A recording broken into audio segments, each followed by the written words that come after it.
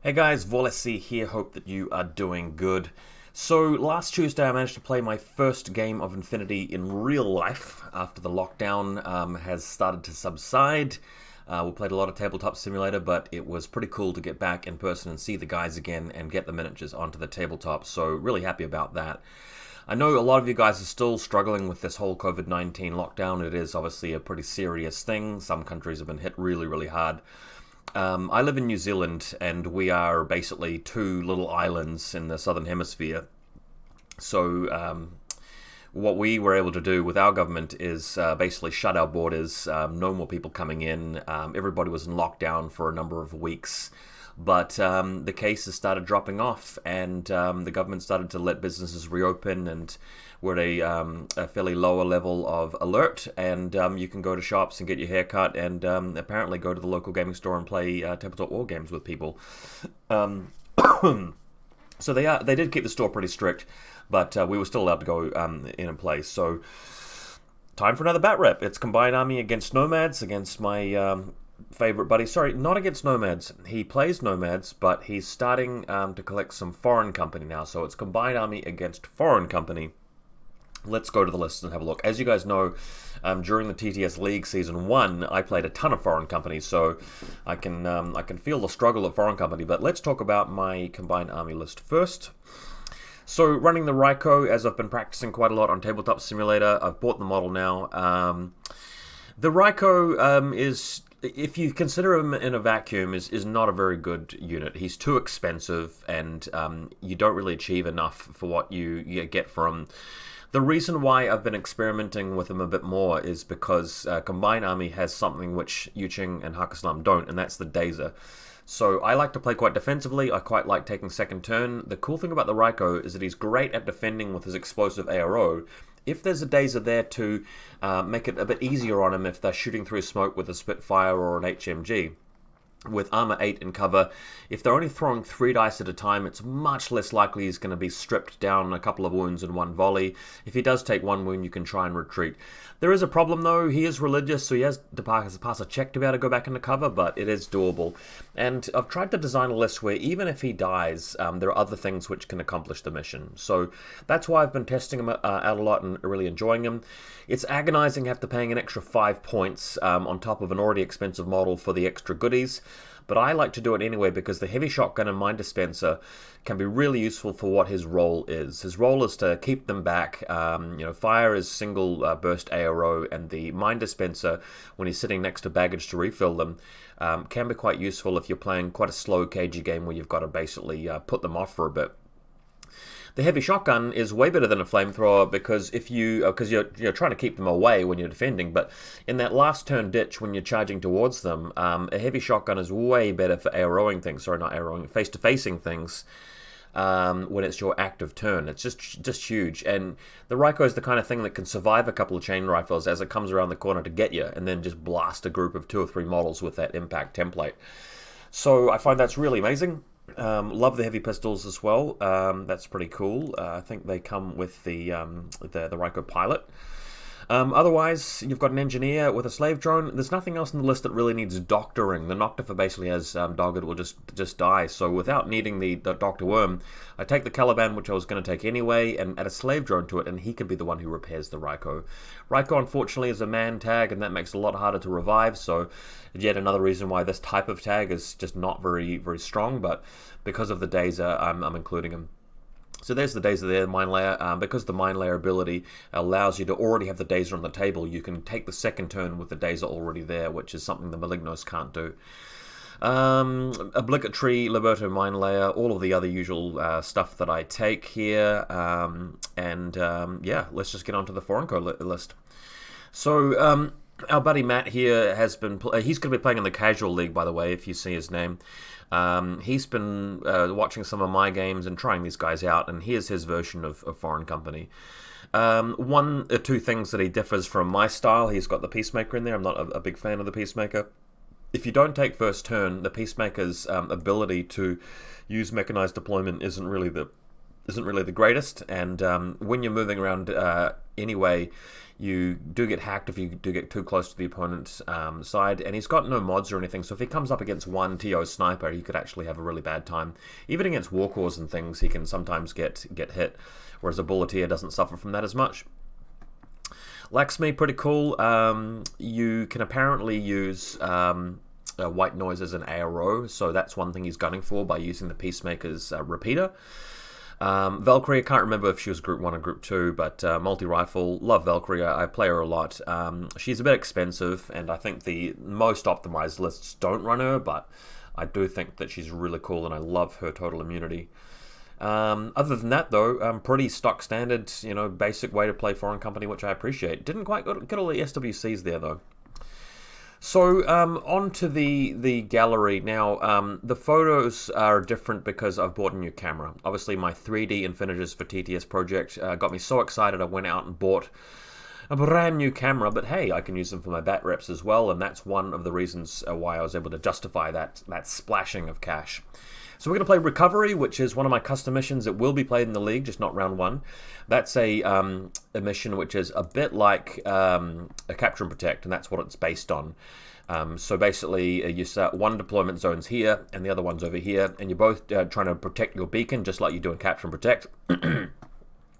But 8 inches from either table side, there is a little console here and on the other side of this building. And if you end the game having pressed one of the buttons there with a specialist, then you get an additional point. And the great thing about that is that a lot of games of Capture and Protect end in neither player actually getting the other person's beacon. So it gives you something to fight for rather than there just being a draw, which I think is a really big deal. Another thing I've changed about this mission is that if you go and actually get their beacon and then you try and run away with it and you just get shot, you still get 2 points for having collected the beacon at any point during the game, and that rewards people for having a go at it, even if they do get isolated or immobilized or whatever it happens to them later on. Sometimes you just can't avoid that. Oh, excuse me. So, here is one of the deployment zones. I believe this was the Combined Army side, and then the other one over here, this is where Foreign Company will be setting up. Some closer images of his stuff, which is pretty cool. The new camera looking really good. There's Laxmi. He's got a bunch of people on the right-hand side. This model here is being used to represent the Chimera, and then, of course, the 3 Pupniks are nearby to her, just sort of linked up to her. A Flash Pulse bot, the corner, Mule bot right next to that, Securitate here, possibly Lieutenant.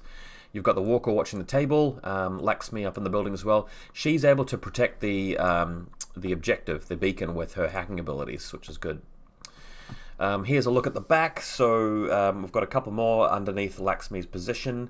And then to the left of her, you've got the link teams. So Sniper, currently not standing up. He's prone at the moment. HMG on the ground. Everybody else just hanging around.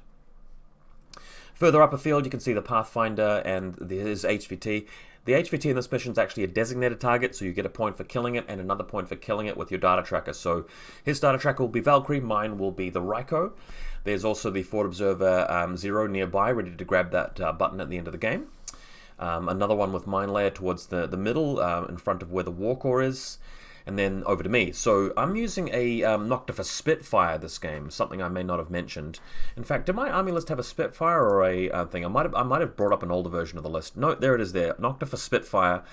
I like to occasionally mix in the Spitfire because if I always run the Nocta for every single game that I play combined, people start to just find it too predictable, whereas your choice of having a Spitfire occasionally can throw that surprise into the mix, and sometimes your opponent will be watching for a Nocta missile launcher that isn't there, and they know that the points are missing because they've counted it up, but it actually turns out to be a Spitfire. I also like the Spitfire in this list because the Ryko doesn't really want to charge at them and shoot them first turn in a lot of cases, whereas the Nocta is a great piece to do that because it's a bit more throwaway and it's kind of survivable until it reaches the end of the turn due to Dogged.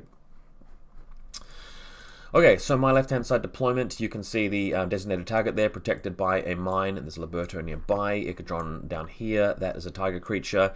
We've got an R-drone just watching the area where he may approach the designated target from. And Noctifer, of course, is up on top of that. We've got an Imatron was scattered off the table, and another one over here, if I just move my cam, and a tiger creature right in front of the console. Towards here, you can sort of see the Caliban underneath the bridge. It has a helper button nearby. Over here, that's where the Raiko is going to set up. Datrat's the Witch Soldier, Lieutenant Morant on the building. Sorry, actually, I think I had two Imitrons. They scattered towards the middle. Then another R-drone over the side here. And the other Tiger Creature and the Echidron protecting the right-hand flank. If my photos look a little bit weird, by the way, I'm experimenting with Adobe Lightbox. I'm still brand new to using it, and I'm just playing around the settings, so I'm not really a professional at it. Okay, so beautiful looking Valkyrie as the reserve trooper and the data tracker, and of course the wonderful, wonderful Raiko for Combined Army just hanging out here. There he is, just couldn't help myself taking all the pics of him from every angle. Okay, so Dazer Mine Layer in the middle of the table as well. Prone, got the Dazer in the corner of the building, ready to just completely screw up that Pathfinder and obviously reduce the number of shots output by that Securitate sniper. So the zoom out brings us to the top where you can actually see it. Dazers create a very difficult terrain zone, so you can actually measure them all the time, basically, because you always measure where difficult terrain actually is. So it's around about here, giving me a small alleyway to get to his objective through there. The Pathfinder is right around the back of it, so it's really going to stop him from getting through. And if I attack from this vector here with my tag up against his sniper, the sniper will go down to burst 1, the Noctifer will be a burst 3, but it helps me because it minimizes the risk of the sniper just going crazy with hits. So, I believe I'd chosen deployment for this game, partly because... partly because I wanted to sort of test how the list would go even if I didn't take second turn, which is normally the way to go. My opponent went straight for first just because he didn't like the idea of having to deploy first and take second turn. I would have done it if I were him, but yeah, you don't necessarily know what your opponent's going to take, which is the other factor. So he's going first. We've got the Putnik and Chimera moving out, throwing smoke. Just moving through it, continuing to throw smoke.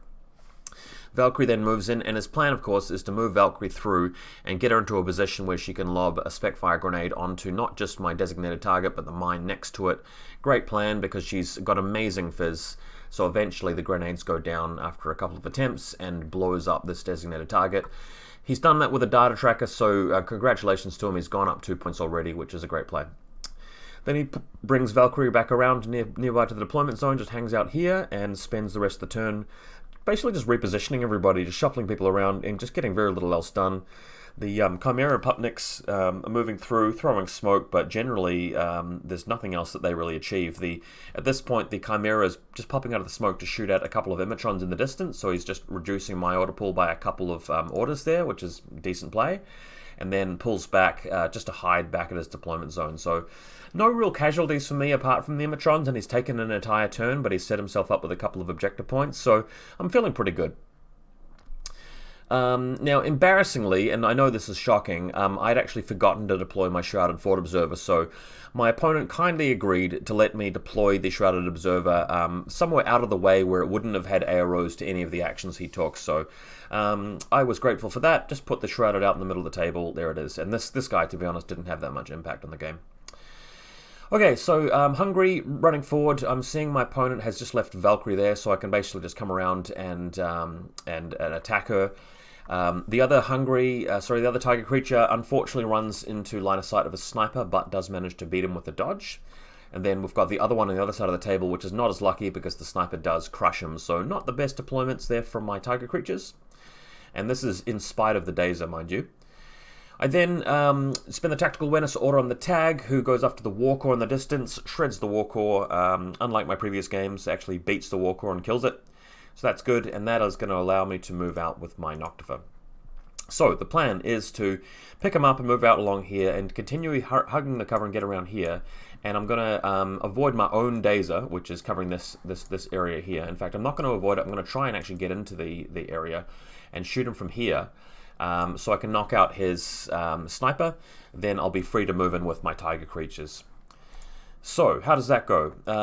There is a Discover attempt from this bot who's attached to the Pathfinder. That fails. The Noctifer does get into position. I just barely miscalculated the area and the movement that I needed, and had to take the shot from outside of the Dazer area. But the Noctifer does go in. It's 4 dice versus 2. My opponent needing 9s on 2 dice, and the Noctifer needing 12s on 4 dice, so it's a bit risky. I do have the added benefit of being able to fire at him again if he just puts me dogged with 1 hit, just knocking me into dogged state if I pass one of the armor saves. Fortunately, though, I didn't get unlucky, and the Noctifer does what it's expected to here, which is to shoot the guy there. But it renders him unconscious, which means he can be revived because there's a Daktari there. I wasn't lucky enough to get 2 wounds. So, Tiger Creature moving through, forcing the arrow change face as it sort of lands, ends its movement nearby to the edge, and then spinning a new order to come in and chomp her. Now, I made a mistake here, and this is my fault. It's not anything to do with luck or my opponent. I'd forgotten that Natural Born Warrior actually cancels Berserk entirely. You can't even use it to make a normal roll. I thought that, at best it was going to stop me from getting +6 to my attack. I didn't realize it also stops this attack from being turned into a normal roll. So Valkyrie proceeds to bash me with her her explosive close combat weapon, and I really just have to do a chain rifle here because I'd forgotten, and she passes the armor save. So that was super annoying, but that's my fault. Could have played the Tiger Creature better.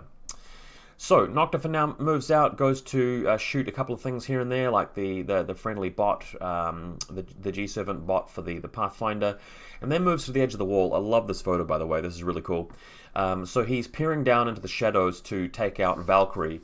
He can just barely get line of sight to her, and at point blank range, he'll be needing 12s, and she'll be multi-rifling him back on a very not a great number, probably.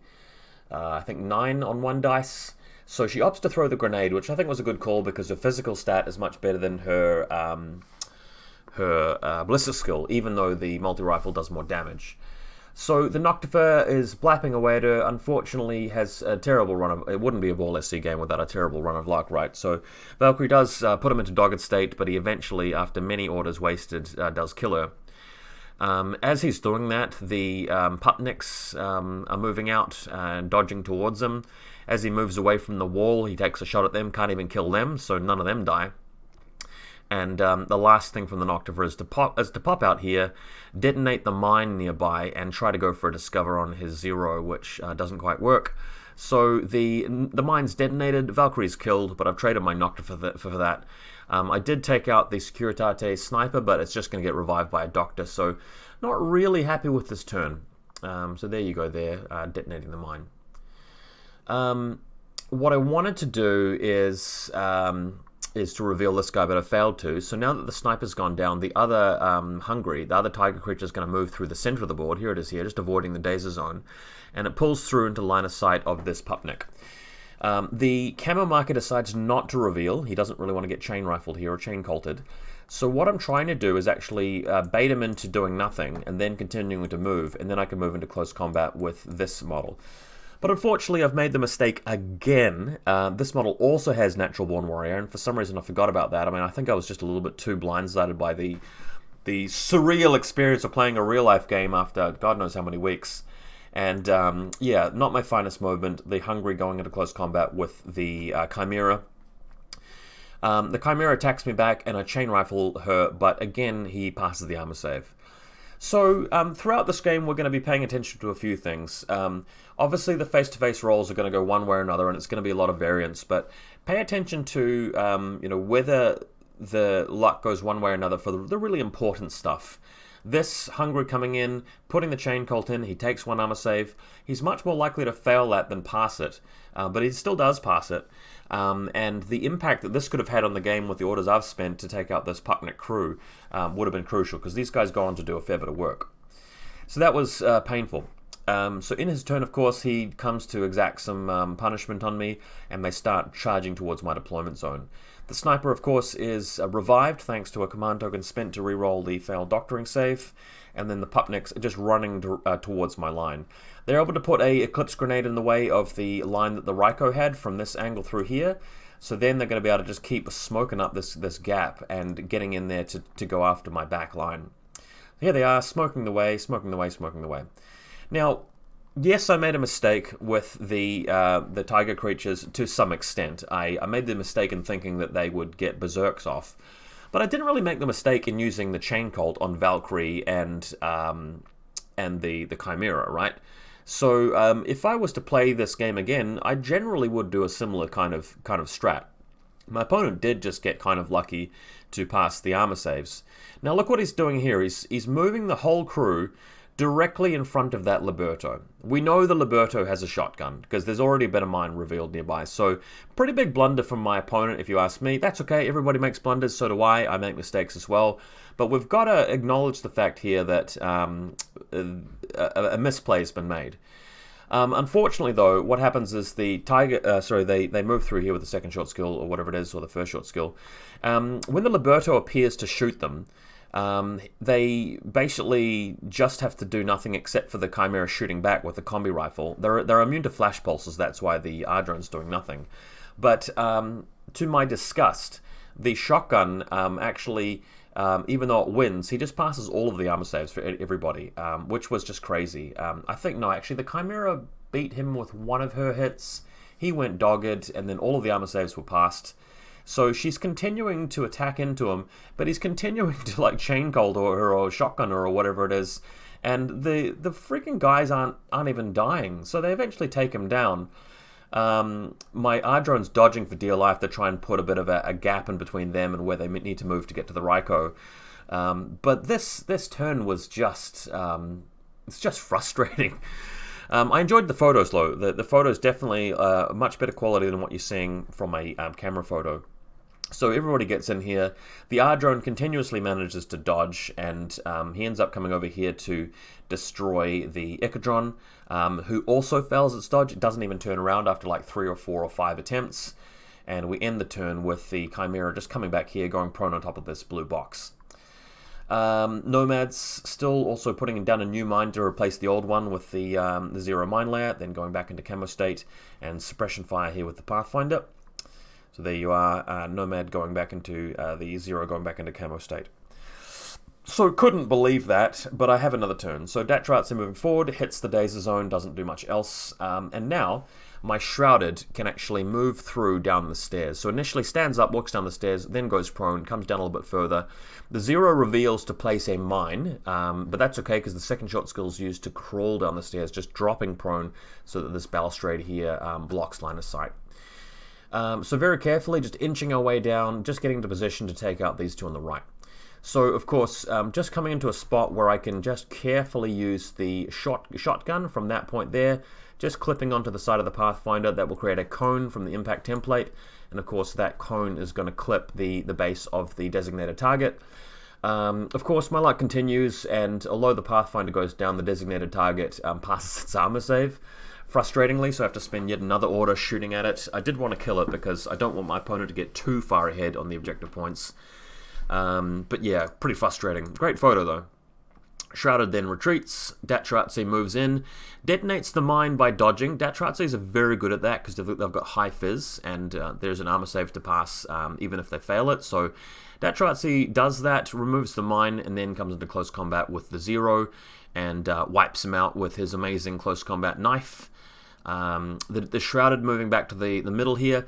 Rather than going back into camo state and rather going prone, the Shrouded is actually watching my beacon. I'm just worried about those pupniks coming and grabbing it, so the boarding shotgun there is to help fend that off. Also, if something significant comes around to see it, it could ARO by placing a new Dazer. Alright, Ryko repositioning, just because I haven't really dealt with those pupniks, so Ryko just moving around here, just so I can see all the way down the back line with its HMG, and still be able to see the objective. That's really important vector through there. Anything coming through to touch the objective is going to get shot by the HMG, unless of course there's an Eclipse Grenade. Right, so, this guy comes and retreats onto Nomad's turn. So we're starting over here with the Pupnik group. They are back in action. I think he decides to cancel the Impetuous Order just because he's worried about everybody charging into that R-drone and getting hit by the Ryko. So if everybody moves in this direction, there is a Ryko sort of watching this angle, and he just doesn't want to risk getting blown up, even though he's immune to explosive rounds. Okay, Daktari comes down from the stairs, tries firing the medikit gun into the designated target, which I believe you're allowed to do, but unfortunately for him, that kills the designated target rather than reviving it. Okay, so our drone can't do anything against these Pupniks because they're immune to flash pulses, incredibly. So Chimera and Pupniks moving through, and they're just going to come through here and plant some smoke. I do have a camo marker there, though, which doesn't react yet. What does happen, though, is the Chimera does come around. We've set up one Pupnik to get in position to grab the objective. Remember, the scenario says that if you get the objective at any point in the game, you get the 2-point bonus, which is huge. So seeing what he's doing here, I'm firing at that Pupnik with my stuff. So the shotgun comes down, there's a Shrouded on the other side of the table with the combi rifle, but the Pupnik shrugs everything off incredibly. Now here's the main play of the game. This is probably the climax, the most crucial point. My opponent moves his Chimera into line of sight of my Caliban, who responds with the Pulsar. And I feel like my opponent not putting down the smoke grenade first is a real problem for him, because, by the way, if you're wondering why that R drone is way out here all of a sudden, even though it's his turn, it passed the engage roll. The Pupnik brings it like 12 inches up the map due to the way that really weird mechanic works. But enough about that. The Caliban responds with a Pulsar, and the Chimera throws an Eclipse grenade in response, meaning she'll just take a BTS check uncontested. And just reminding ourselves, she is BTS 0, so she's got to beat a 13. She needs a 14 plus on 1 dice. Now, my opponent passes the check, which is something I was a bit salty about. I mean, not because it's unheard of. I mean, of course people are going to pass BTS checks sometimes. There's a decent percentage of the time, a significant amount of the time, that's going to happen. But I felt like, my opponent wasn't really being punished for making a bad play here. If he'd put an Eclipse grenade out earlier, the Caliban essentially can't do a thing, and that way he can move through, throw more Eclipse grenades down, get one of the Pupniks to the objective, grab the beacon, and run away with it. We did ask whether G-Servants and G-Sync can grab beacons. I think that the consensus amongst the gaming group was that they can, but we haven't totally looked it up, so if I'm wrong about that, whatever. But anyway, the Chimera here could have done this without having to take the Pulsar. And because my opponent didn't really see what was going to happen and ended up in the situation, he unfortunately got rewarded for making that mistake, and I got a little bit unlucky here. So the smoke then goes down to the Caliban. Now I can't do anything with the Caliban, and my opponent is actually free to go and grab the objective because my boarding shotgun and my combi rifle all flubbed as well onto that Pupnik, which was just maddening. You can see my Shrouded Forward Observer over here just trying to fire its combi rifle. That misses and whiffs as well. So we have a situation where the Pupnik runs in, grabs the objective, and that puts my opponent really way ahead. Even though these guys get shot, there's nothing I can really do except go after his beacon, which is going to be a lot harder. See, the kind of the thinking here is that with me having last turn, I've killed his designated target, he's killed mine with his data tracker, so he's only up 1 point. I can get a draw just by grabbing one beacon, or I could get a win by grabbing both beacons, because the Caliban's on one side, the Forward Observer's on the other. I had the resources to go and achieve that, which is why I was sort of hoping to get that. Anyway, lucky last, we've got the end of the Nomad turn, moving the specialist out on the map, moving over, grabbing the objective, planting mines, just doing this and that, and going and basically setting up mines everywhere, people standing up, and just getting ready to defend. So my final turn, there's really only one play I can make. The Lieutenant stands up and shoots the Chimera, finally kills her.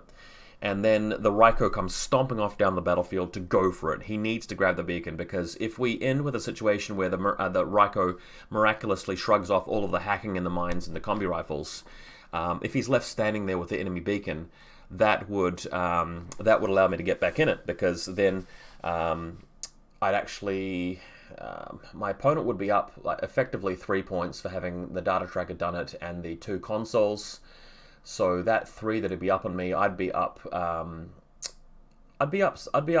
extra points for actually holding the beacon at the end of the game.